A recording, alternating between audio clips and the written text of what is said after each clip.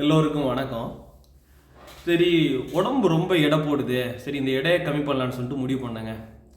75 kilo இருந்தனாலே 85 கிலோவாக மாறிட்டேன். நடக்கிறதுக்கு ரொம்ப சிரமமாக இருக்குது. மாடி படிக்கட்டுலாம் ஏறதுக்கு ரொம்ப மூச்சு திணறுது. சரி, இந்த உடம்பை எப்படியாச்சும் எடையை கம்மி பண்ணலான்னு சொல்லிட்டு முடிவு பண்ணேன். சரி, நீ இதுக்கு என்ன தான் பண்ணலான்னு சொல்லிட்டு யோசிக்கும்போது, சரி நம்ம நண்பர்கள் எல்லாம் தான் நிறைய பேர் உடம்பை எடையை கம்மி பண்ணுறதுக்கு என்னமோ முயற்சி எடுக்கிறாங்கல்ல, அவங்ககிட்ட ஒவ்வொருத்தன்ட்டே போய் ஒப்பீனியன் கேட்டேன்.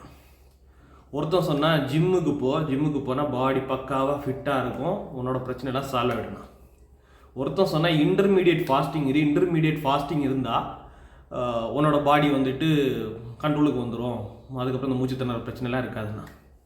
இன்னொருத்தன் சொன்னால் லோ கார்போஹைட்ரேட் டயட் இரு.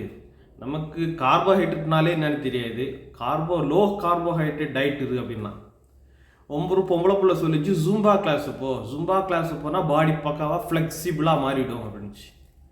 இன்னொருத்தவன் சொன்னால் யோகா கிளாஸு இந்த பிராணாயாமா அதெல்லாம் சொல்லும்போது உனக்கு வந்து இந்த ப்ரீத்திங் இஷ்யூஸ் எல்லாம் வந்து பக்காவாக சால்வ் ஆகிடும் அப்படின்னா.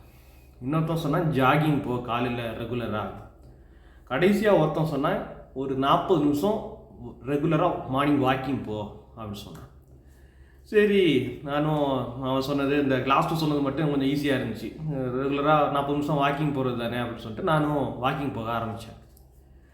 ஒரு வாரம் ஃபுல்லாக வாக்கிங் போன அப்புறம் தான் கண்டுபிடிச்சேன், அந்த வாக்கிங் போகிற அந்த ஸ்ட்ரீட் முடிவில் ஒரு பணியார கடை ஒன்று போட்டிருந்தான்.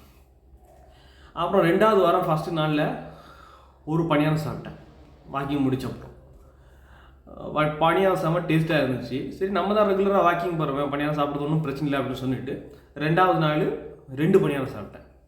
3வது நாள் 3 பணியாரம் மாறிச்சு, 4வது நாள் 4, 5வது நாள் 5. இப்போது வாக்கிங் போகிறனோ இல்லையோ பணியாரம் மட்டும் டெய்லி ரெகுலராக சாப்பிட்றதுக்கு கரெக்டாக போய்கிட்டு இருக்கேன். 5 பணியாரம் சாப்பிட்டுட்டு நல்லா ராஜா மாதிரி வந்துக்கிட்டு இருக்கேன். இப்போ 85 கிலோ இருந்த வெயிட்டு 90 கிலோவாக மாறி போச்சு. இப்போது இந்த 90 கிலோ வெயிட்டை எப்படி தான் திரும்ப ஃபர்தராக ரெடியூஸ் பண்ணுறதுன்னு யோசிச்சுட்டு இருக்கேன்.